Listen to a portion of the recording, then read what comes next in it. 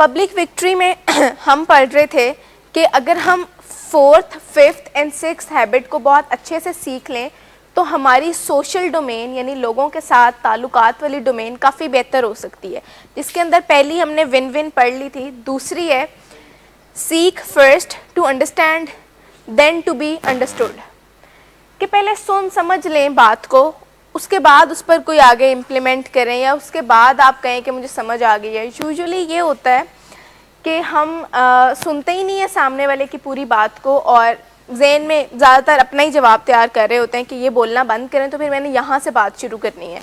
या हम आगे बहुत सी लिसनिंग की टाइप्स हैं कि हम उनमें किसी में एक आधे में फंसे हुए होते हैं, प्रिटेंड कर रहे होते हैं या वर्ड लिसनिंग कर रहे होते हैं, यानी वो एक्चुअल लिसनिंग की कोई डेफिनेशन हम फॉलो नहीं कर रहे होते जो कि एक स्टैंडर्डाइज्ड डेफिनेशन है। ये एक लिसनिंग का बड़ा इम्पॉर्टेंट कंपोनेंट है कि आपने उस इंफॉर्मेशन को रिटेन करना है, फिर ही आपने कोई चीज़ सुनी होगी। वरना बहुत से क्लासेस ग्रुप्स में सुबह वाली 12 बजे वाली क्लास में आप सबने वो क्लास सुनी है, पूरे 90 मिनट सुनी है, लेकिन रिटेन कुछ ही लोगों ने किया होगा। इसका मतलब है कि बाकी लोग सुन नहीं रहे थे, वो सिर्फ वहाँ पर फिजिकली प्रेजेंट थे। अब जो फिफ्थ हैबिट है ना, वो ये सिखाती है, क्योंकि इससे बहुत ज़्यादा एक चीज़ कनेक्शन में जुड़ी हुई है हमारे रिलेशनशिप्स। यानी फिफ्थ हैबिट को ऐसे ही नहीं पब्लिक विक्ट्री में डाल दिया, क्योंकि सुनने से फ़ायदा हमारे रिलेशनशिप पर भी होगा, म्यूचुअल रिलेशनशिप पर। जब हम नहीं सुनते वहीं से हमारी गलत फहमियाँ पैदा होती हैं, वहीं पर हम एजम्पशंस को ज़्यादा दावत देते हैं, वहीं से हम खुद ही से मीनिंग्स ड्रॉ करना शुरू हो जाते हैं और एप्रीहेंशंस और करते करते बात कहाँ से कहाँ चली जाती है। फिफ्थ हैबिट में शुरू करते हुए वो कहते हैं we are losing our listening. Listening के इतने कंपोनेंट होते हैं, पहले आप किसी की बात सुनते हैं, आप उसको रिटेन करते हैं, फिर आप उसको रिकॉल करते हैं। अक्सर ऐसा होता है कि जब पेशेंट्स आते हैं ना ड्रग एडिक्शन के साथ या साइकेट्रिक इलनेसेस के साथ, तो वो बड़ा पैनिक कर जाते हैं कि मेरा ना मेमोरी का मसला हो रहा है बहुत ज़्यादा। वो कहते हैं कि मेरी मेमोरी ख़राब हो रही है, मुझे चीज़ें याद नहीं रह रही। अगर उनसे मीटिंग से पूछ लिया जाए कि सुबह क्या नाश्ता किया था, शायद आप लोगों में से किसी को याद हो कि शुरू वाले दिनों में काउंसलर्स ऐसे सवाल पूछते हैं। वो इसलिए नहीं पूछ रहे होते कंसर्न में कि आपने खाना खाया है कि नहीं, वो तो आपको खिलाया ही होता है। वो ये देखना चाह रहे होते हैं कि रिसेप्टिविटी रिस्टोर हुई है कि नहीं, जिसमें आपसे पूछा जाता है कि आपने सुबह शावर लिया था, और हमने पहले ही क्रॉस चेक किया होता है कि ऐसा हुआ था कि नहीं, या आपने सुबह मिल्क शेक पिया था, या आपने नाश्ता किया था, या कल रात क्या खाया था आपने यहाँ पर, या कल फैमिली मीटिंग में क्या बात की थी फैमिली ने, या काउंसलर ने फ़लाँ सेशन में क्या किया था। तो वो सिर्फ देखा जा रहा होता है कि अभी हम आपसे डिज़ीज़ कॉन्सेप्ट डिस्कस कर सकते हैं कि नहीं, आपकी रिसेप्टिविटी रिस्टोर हुई है कि नहीं। तो शुरू में पेशेंट्स और उनकी फैमिलीज़ काफ़ी पैनिक में आ जाते हैं कि हमारे साथ मेमोरी के इश्यूज़ हो रहे हैं, मुझे याद ही नहीं होता मैंने सुबह क्या खाया है क्या नहीं, या मुझे याद ही नहीं होता कि किसी ने मुझसे क्या बात की थी। तो वो एक्चुअली मेमोरी के इश्यूज़ नहीं होते, वो रिसेप्टिविटी के इश्यूज़ होते हैं, क्योंकि आपकी रिसेप्टिविटी उस वक्त थोड़ी कॉम्प्रोमाइज़्ड होती है विड्रॉल्स की वजह से या इंटॉक्सिकेशन की वजह से, और आप जो इन्फॉर्मेशन ले रहे होते हैं ना, वो प्रोसेस हो ही नहीं रही होती, वो आगे रिटेन हो ही नहीं रही होती। एक चीज़ जो रिटेन ही नहीं हुई, जो स्टोर ही नहीं हुई हमारे स्टोरेज बॉक्स में, तो हम कैसे उससे कल को रिकॉल करेंगे? कर सकते हैं? मेमोरी के इश्यूज़ में जब इसे कहते हैं शॉर्ट टर्म मेमोरी का या वर्किंग मेमोरी का इशू, जिसमें फ़ौरन कोई चीज़ हो रही है, हमारी नज़रों से गुजरती जा रही है और वो प्रोसेस नहीं हो रही। हालांकि डेट ऑफ बर्थ तो अपनी सबको याद होती है ना, चाइल्डहुड ट्रॉमास भी सबको याद होते हैं। तो मेमोरी के इश्यूज़ तो तब हो जब हमें नाम भूलने लग जाएँ, रास्ते भूलने लग जाएँ, या हमें पुरानी चीज़ें यानी जो पहले से रिटेन्ड थी वो अगर भूलने लग जाएँ, तो हो सकता है कि मेमोरी के इश्यूज़ हों। जैसे आपने कुछ देखा होगा ना, बड़े लोगों में अल्जाइमर्स या डिमेंशिया की जब बीमारी आती है तो वो अपने ही बच्चों के नाम भूलने लग जाते हैं। अब ये एक बीमारी है, वाकई में मिक्स करना शुरू हो जाते हैं, वो रास्ते भूल जाते हैं, वो भूल जाते हैं कि अच्छा मेरे इस बच्चे के कितने बच्चे थे, या अच्छा फ़लाँ की शादी हुई कि नहीं, या कोई उनसे अचानक दूर का रिश्तेदार मिलने आ जाता है तो वो नहीं पहचान पाते कि ये कौन है, फिर उनको याद दिलाते हैं। ये होते हैं मेमोरी के इश्यूज़ जो एक्चुअली एक बीमारी की वजह से होते हैं।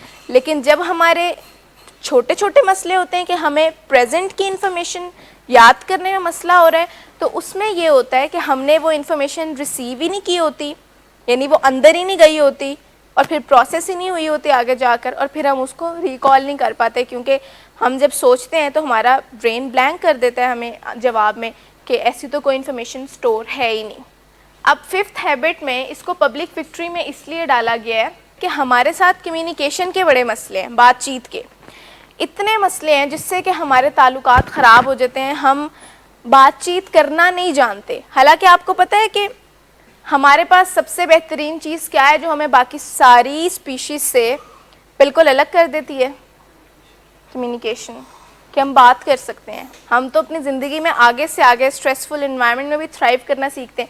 बाकी सारे जो जितने भी स्पीशीज़ हैं, बाकी सारे जितने भी लोग तो नहीं, खैर जितने भी ग्रुप्स हैं, वो किस लिए, वो सर्वाइवल के लिए रह रहे होते हैं ना, बस ज़िंदा रहने के लिए। तो उसके लिए वो अपने इन्वायरमेंट से जितने भी चीज़ें सीखते हैं, चाहे वो लैंग्वेज हो, चाहे वो कोई इशारे हों, तो वो प्रोग्रेस नहीं करते। तो अब इंसानों ने बातचीत करना कम कर दी है, बात करना ही छोड़ दी है।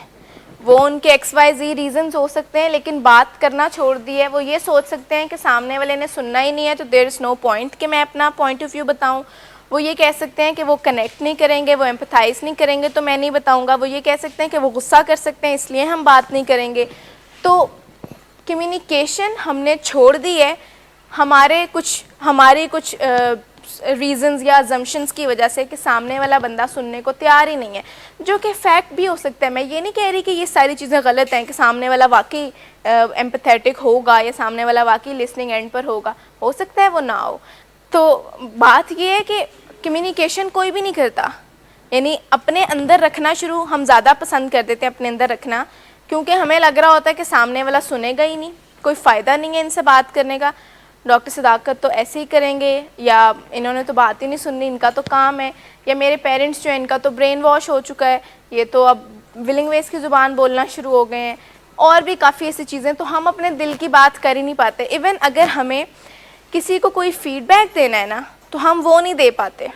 मान लिया आपने कोशिश की और सामने वाले पार्टी ने आपकी बात नहीं सुनी, डज दिस जस्टिफाई कि आप फिर चुप हो जाएं, आप बात ही ना करें? नहीं करता ना। तो बेशक सामने वाली पार्टी वाकई आपसे कनेक्ट ना करती हो, आपकी बात ना सुने, तो आपको अपनी बात करने के तरीके बदलने चाहिए। जिस तरह हमारे साथ सुबह शाम ये होता है, अगर हम मुंह बनाकर या आपसे नाराज़ होकर बैठ जाएं, तो क्या कभी हमारी और आपकी बातचीत कभी बहाल हो सकेगी?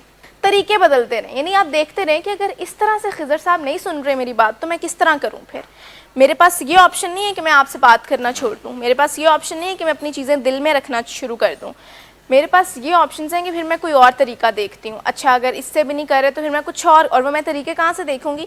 मैं बुक्स से देख सकती हूँ, आर्टिकल से देख सकती हूँ, गूगल से देख सकती हूँ। वो सारी बातें मुश्किल ही होती हैं जो हम आपसे करते हैं।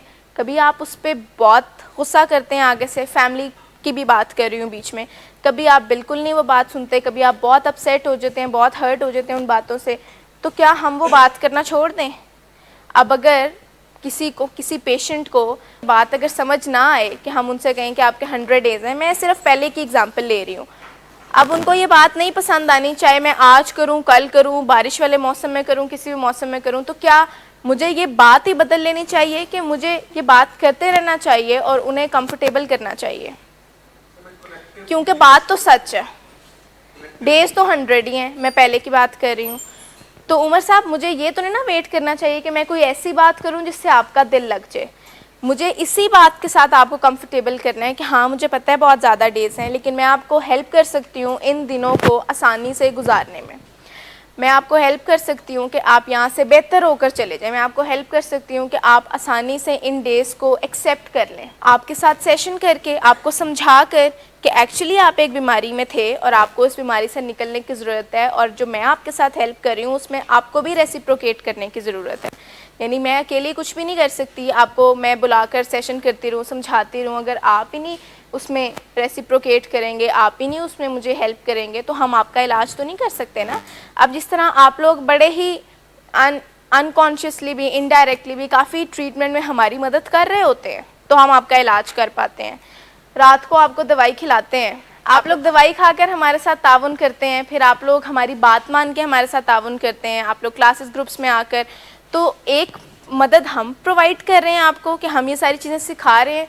दूसरा, आप मदद ले रहे हैं कि आप बात मान कर आ जाते हैं, तो वो काम आसानी से हो जाता है।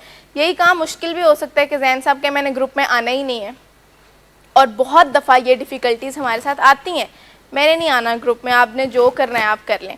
तो हम 2 बार गए हैं, 3 बार गए हैं, तो फिर चौथी बार हमें नहीं जाना चाहिए? हमारे पास ऑप्शन नहीं है कि हम बैठ जाएं कि अच्छा ये काम तो हो ही नहीं सकता। यही मेरा फैमिली को एक मैसेज है कि आप लोग बार बार अपने पेशेंट्स को फीडबैक दिया करें, बार बार डरा ना करें। 2 पार्टीज़ का नुकसान है, और वो है एक पेशेंट और एक उनकी फैमिली, कि वो सिर्फ इस खौफ से बात नहीं कर पा रहे कि ये गुस्सा कर जाएंगे। हालांकि गुस्सा तो वो वैसे भी करेंगे, अगर आप उन्हें इस बीमारी में रहने देंगे ना तो गुस्सा वो वैसे भी करेंगे, फिर चाहे आप सारी चीज़ें उनके मुताबिक करें। क्या पहले ऐसा नहीं हो रहा था कि आप लोग घर में कोई हंगामा नहीं खड़ा करते थे, आप लोग कोई बात नहीं करते थे जो उनको पसंद ना हो, लेकिन वो फिर भी गुस्सा कर रहे थे क्योंकि वो एक डिज़ीज़ की स्टेट में थे, वो नॉर्मल थे ही नहीं, वो ख़ुद बहुत तकलीफ़ में थे, तो वो घर में भी हर वक्त वही सब कुछ करते थे।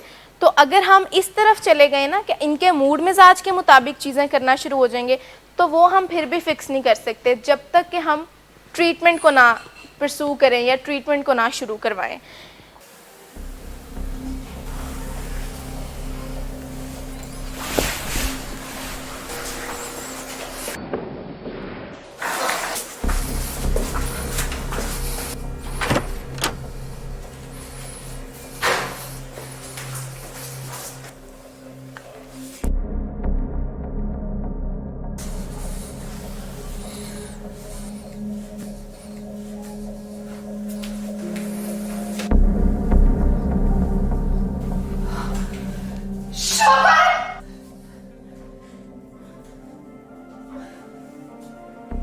शराब नोशी की वजह किरदार की खराबी नहीं, मूड की खराबी है। शराब नोशी कभी भी नशे की बीमारी में बदल सकती है। नशे की बीमारी हर स्टेज पर काबिले इलाज है। मदद हासिल कीजिए, क्योंकि वो ऐसा नहीं करेगा। विलिंग वेज से मदद हासिल कीजिए, कहीं से भी मदद हासिल कीजिए, लेकिन फौरी मदद हासिल कीजिए। जिस मुआवजे के इंतजार में आपने बहुत देर कर दी, अब वो दस्तक दे रहा है। मदद हासिल कीजिए, मदद हासिल कीजिए, मदद हासिल कीजिए। अच्छा, अब कितने लोग ऐसे हैं जो ये सोचकर बात नहीं करते कि मैं बात करूंगा तो सामने वाला बंदा समझ नहीं सकेगा मेरी बात, इसको कोई फ़र्क नहीं पड़ना, करना तो इसने वही है जो ये करता आ रहा है। अच्छा, अब जब हम इस तरह सोचते हैं ना, तो मैं आपको बताऊं कि हम अपने दिल में सामने वाले बंदे को बड़ा ही, for the lack of a better word, ढीठ समझते हैं, या बड़ा रिजिड समझते हैं, या बड़े सख्त पैराडाइम्स वाला समझते हैं जो बिल्कुल इनफ्लेक्सिबल नहीं हो सकते। कुछ लोगों के बिलीव्स बहुत ज़्यादा रिजिड होते हैं, बहुत ज़्यादा, ख़ास तौर पर जो बड़ी उम्र के लोग होते हैं। एक बड़ा, जिस तरह जनरेशन गैप, बच्चे और माँ बाप जब आपस में बात करते हैं तो उनके पैराडाइम्स बिल्कुल ही डिफरेंट होते हैं, और यूजुअली पेरेंट्स के पैराडाइम्स बल्कि मोस्टली बहुत रिजिड होते हैं, क्योंकि इतने सालों से वो बने होते हैं। पेशेंट्स के साथ काम करना बहुत आसान होता है, ये मैं आपको बड़ी एक सच्ची बात बता रही हूँ कि पेशेंट्स के साथ काम करना बहुत आसान है, क्योंकि वो जवान लोग होते हैं, और जितने भी यंग लोग होते हैं उनके पैराडाइम्स रिजिड नहीं होते, फ्लेक्सिबल होते हैं। वो साइंटिफिक लोग होते हैं, वो चेंज को अडेप्ट करते हैं, वो फ़ौरन उसको एक्सेप्ट कर लेते हैं। एट टाइम्स मुश्किल आ सकती है, लेकिन ज़्यादा कर लेते हैं ये, इसीलिए वो ज़्यादा प्रोग्रेस भी कर जाते हैं ट्रीटमेंट में। लेकिन इसका मतलब ये नहीं है कि हम पेरेंट्स के साथ बातचीत करना ही छोड़ दें, क्योंकि वो हमारी बात समझेंगे नहीं। हम अपने तरीके बदल सकते हैं, हम ऐसे तरीके ढूंढ सकते हैं इंटरनेट से, कुछ वीडियोस से, हम बातचीत के ऐसे तरीके ढूंढ सकते हैं जिससे हम उनको अनकंफर्टेबल ना करें। क्योंकि हम बात करते हुए ना एक चीज़ का बिल्कुल ख्याल नहीं रखते, हम उनकी बात से डिसएग्री करना नहीं शुरू कर देते, हम उनकी ज़ात से डिसएग्री करना शुरू कर देते हैं। यहाँ पर आकर ताल्लुक़ ख़राब होता है। मेरी इस बात को समझें आप कि आप उनकी बात से डिसएग्री नहीं करते, आप उनसे डिसएग्री करना शुरू हो जाते हैं। जैसे एक फ़ादर ने ये कह दिया हो कि मैंने आपको भी नया फ़ोन नहीं लेकर देना, तो आप उनकी इस बात से डिसएग्री नहीं करेंगे, यानी या नफ़रत नहीं करेंगे कि मुझे फ़ोन, आप कहेंगे कि आप अच्छे फ़ादर हैं ही नहीं, कैसी माँ हैं आप, आपको एहसास ही नहीं है इस चीज़ का। यानी आप उनको, उनकी आइडेंटिटी को और उनके डिसीजन को मर्ज करके देखना शुरू कर देते हैं, जो बड़ा लीथल है। यानी ये नहीं होना चाहिए।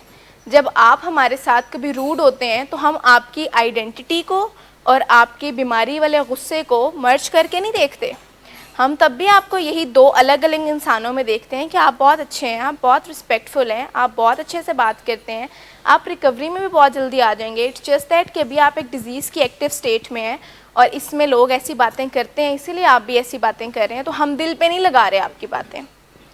फैमिली से भी मेरी यही रिक्वेस्ट है कि हमेशा किसी इंसान को और उसके एक्शंस को अलग अलग करके देखना शुरू करें। जब हम इन दोनों को मिक्स कर देते हैं ना, हमारा गुस्सा वहाँ से बनता है।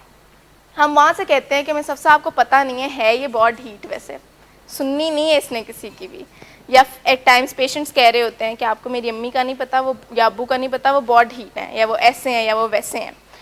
तो ये समझाने का मकसद ये है कि अगर हमने कम्युनिकेशन स्किल्स सीखनी ही नहीं है तो फिर हम किस चीज़ के पर्क्स एंजॉय करते हैं ह्यूमन होने के, कि हम कोई बड़ी अच्छी चीज़ हैं और हम कोई बड़ी सबसे स्पेशल जो है वो स्पीशी है और हमसे अच्छा कोई है नहीं, हमसे ज़्यादा तरक्की किसी ने की नहीं है।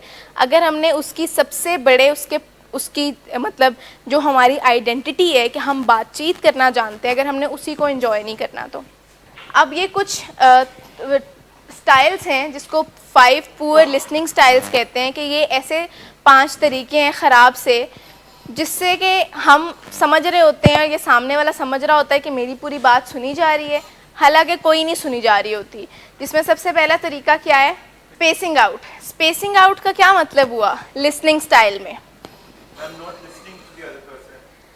यानी बीच बीच में जिस तरह जोन आउट नहीं होता, जिस तरह बंदा बीच बीच में कहीं जा रहा है, कोई बात कर रहे हैं,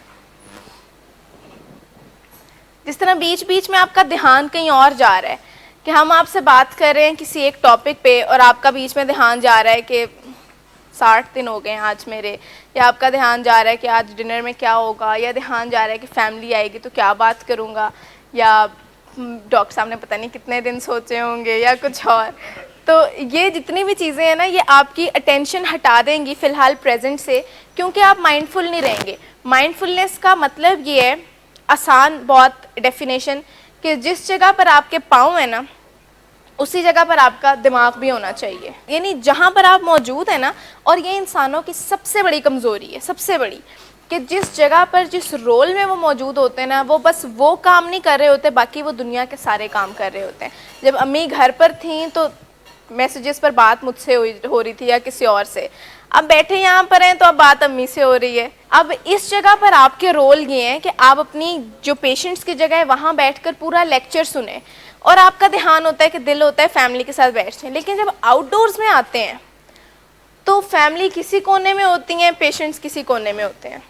पेशेंट्स का दिल ही नहीं होता फैमिली के साथ बैठने को, उनका दिल होता है ये यहाँ पर जो एक इकट्ठे होते हैं ना सारे पेशेंट्स, हम यहाँ जुड़ कर बैठ जाएँ या पीछे इकट्ठे होकर बैठ जाएँ, होता है ना ये दिल।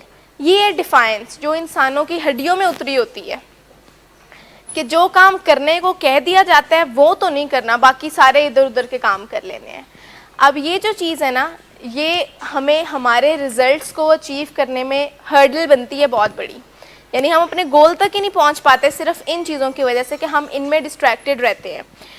अब जो काम यहाँ पर करने का है, यहाँ पर लेक्चर सुनने का है, तो बार बार जो हमारी लिसनिंग है ना वो बीच बीच में टूट रही है और हम कहीं और जाकर बात करें नहीं। स्पेसिंग आउट वाले स्टाइल में है कि हम कुछ बात सुन रहे हैं और कुछ बात जो है वो हम खुद ही से अज्यूम कर लेंगे जब पूछा जाएगा, और बाकी की जो सारी इन्फॉर्मेशन है ना वो है ही नहीं हमारे पास, और हम इधर उधर सारी दुनिया घूम रहे हैं।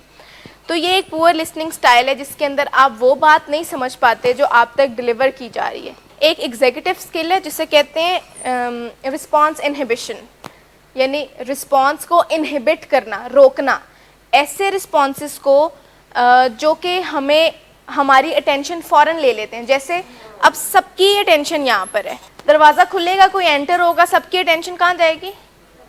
दरवाजे की तरफ। अब ये ऑटो पायलट पर चीज़ लगी होती है कि फ़ौरन से हमने एक डिस्ट्रैक्शन को एंटरटेन कर दिया और हमारा ध्यान उधर चला गया।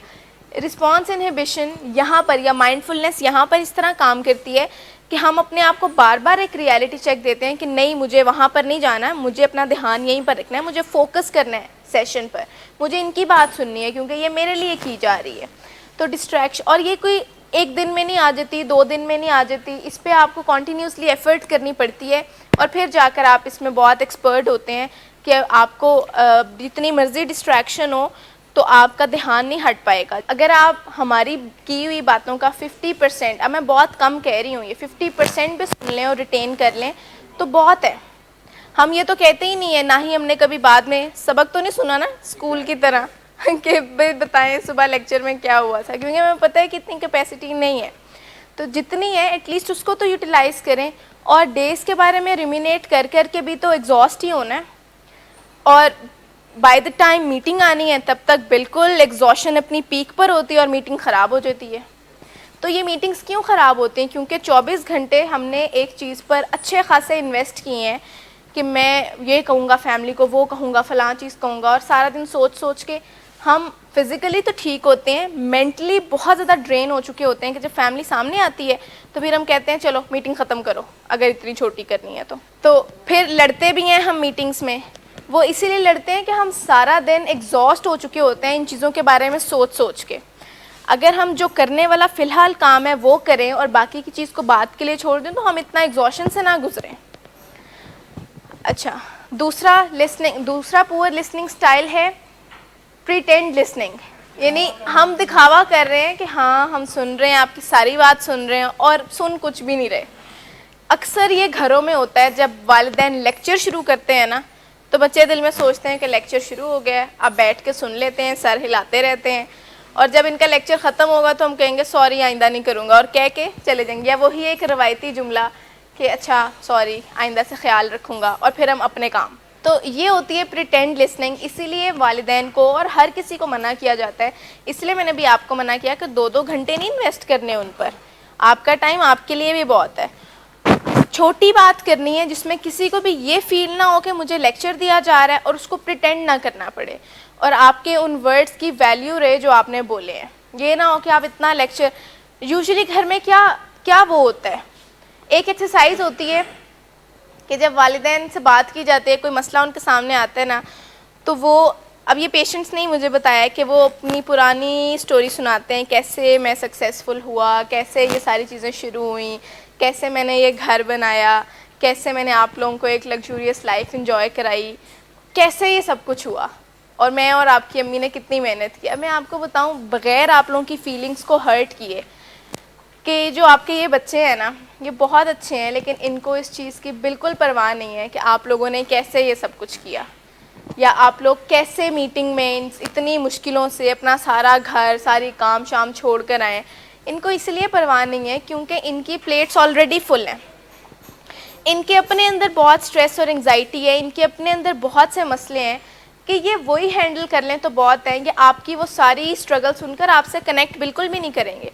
तो अपने वो वर्ड्स क्यों ज़ाया करने, अपने वो वर्ड्स संभाल कर रखें और इनसे फ़िलहाल इनके बिहेवियर पर, जो करंट बिहेवियर है उस पर बात करें। हम समझते हैं कि अगर किसी ने सामने से कह देना कि येस यू आर राइट, तो हम जीते हैं, तो हमारी जीत हुई है। हालांकि होता ये, अगर आप इन मीटिंग्स को देखना शुरू करें ना तो अनकॉन्शियसली एक बड़ी इंपॉर्टेंट चीज़ आपको ज़िंदगी गुजारने की समझ आएगी। और मैं चाहूँगी कि आप सबकी मेरी इस बात पे अटेंशन हो कि जब हम आपको एक स्क्रिप्ट देकर जाते हैं कि आपने जाके मीटिंग में ये बात करनी है, और पेशेंट्स के पास कोई स्क्रिप्ट नहीं होता, उन्होंने अपनी बात करनी है। फैमिलीज़ को अक्सर हम स्क्रिप्ट दे देते हैं कि आपने ये बात करनी है कि अपने नशे पर फोकस करो, अपने नशे के इलाज पर फोकस करो, आपने फ़लाँ चीज़ की, उससे ये मसले हुए। बेटा आप यहाँ से नहीं जाओगे जब तक इलाज मुकम्मल नहीं होगा। अब फैमिलीज़ को लगता है कि ये बात सुन के तो मिसेस साहब वो पैनिक में आ जाएगा, वो एंशियस रहेगा सारा दिन कि ये इन्होंने क्या बात कर दी। तो उसमें होता ये है कि फैमिली को लगता है अगर हम इसको ये कह देंगे ना कि फ़िक्र ही ना करो सलमान, परसों ले जाएंगे या कल ले जाएंगे, तो ये तसल्ली में आ जाएगा। अब मैं आपको बताती हूँ बिगर पिक्चर पर क्या असर होता है कि अगर किसी ने कह दिया कि ठीक है आपको फ़ौरन ले जाएंगे, तो वो कहेंगे अच्छा थैंक यू सो मच, आपसे अच्छे पेरेंट्स ही कोई नहीं। और जब आप नहीं लेकर जाएंगे तो काम फिर ज़ीरो पे हुआ होगा, आपको फिर मेहनत करनी पड़ेगी। अब जब आप एक उनको स्ट्रेट मैसेज दे देंगे ना, तो हम जो इंसान है ना, हमारा दिमाग बहुत काम करता है। हम अगले 24 घंटे तक, जब तक हमारी मीटिंग नहीं होती, तो हम वही बातें सोचेंगे कि मीटिंग में क्या हुआ था, क्या मैंने ऐसी बात की थी जिससे मीटिंग ख़राब हुई, मेरे पेरेंट्स के अल्फाज क्या थे आखिर में जाते जाते जो उन्होंने मुझे कहे। और वो गेम चेंजिंग मोमेंट होता है, वहाँ पर आपके अंदर एक्सेप्टेंस आती है आहिस्ता आहिस्ता कि मान ही लेता हूँ, इलाज करा ही लेता हूँ, लोग भी अच्छे हैं, जगह भी कोई इतनी बुरी नहीं है, और करते करते बेशक वो ये नहीं कहते कि हाँ ठीक है मैंने एक्सेप्ट कर लिया, लेकिन उनके रवैये इलाज करवाने वाले हो जाते हैं। तो ये एक चीज़ बड़ा की फैक्टर है जो आपने हमेशा याद रखना है कि अगर आउटडोर्स में भी इस तरह की आपके साथ मुश्किलात होती हैं तो आपने सिर्फ उस इशू को एड्रेस करके राइट डायरेक्शन में फिर छोड़ देना है। छोटी बात करें, टू द पॉइंट बात करें ना, तो उसका ज़्यादा असर निकलता बेशक कुछ घंटे बाद, कुछ शायद एक आधे दिन के बाद या कुछ दिनों के बाद है। फ़ौरन हमें उनकी तरफ से थैंक यू नहीं आता। अपने जहन में ये अप्रोच लेकर चलें कि hate me now thank me later, कि अभी तुम मना लो बुरा, अगर मनाना है मेरी बात का तो कोई बात नहीं, लेकिन बाद में आप शुक्रिया ही अदा करोगे कि हाँ उस वक्त मैं बहुत इम्पल्सिव था, तो बहुत आपका शुक्रिया, आपने बचा लिया। उस वक्त आपको लग रहा होता है कि मेरी बात ही नहीं समझी जा रही, लेकिन बाद में इवेंचुअली फिर आहिस्ता आहिस्ता आपको समझ आना शुरू हो जाती है कि एक्चुअली तो वो मेरा ही फ़ायदा था, वरना आपको सिगरेट ना पिलाकर क्या हमारा कोई फ़ायदा हो गया। तो ये सिर्फ आपने एक अप्रोच सीखनी है। पेशेंट्स ने इस एंड पर कि बाद में मेरा ही फ़ायदा, और फैमिलीज़ ने इस एंड पर कि अभी ये नहीं भी मूड ठीक करता, ना करे कोई बात नहीं, हम सही काम कर रहे हैं।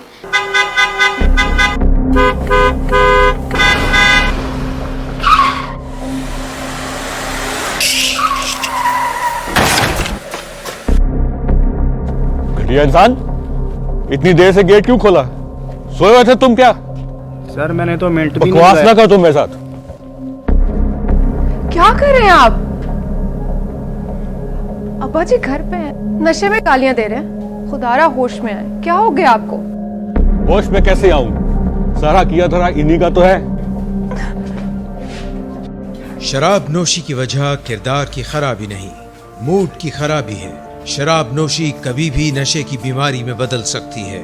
नशे की बीमारी हर स्टेज पर काबिले इलाज है। मदद हासिल कीजिए, क्योंकि वो ऐसा नहीं करेगा। विलिंग वेज से मदद हासिल कीजिए, कहीं से भी मदद हासिल कीजिए, लेकिन फौरी मदद हासिल कीजिए। जिस मुआवजे के इंतजार में आपने बहुत देर कर दी, अब वो दस्तक दे रहा है। मदद हासिल कीजिए, मदद हासिल कीजिए, मदद हासिल कीजिए।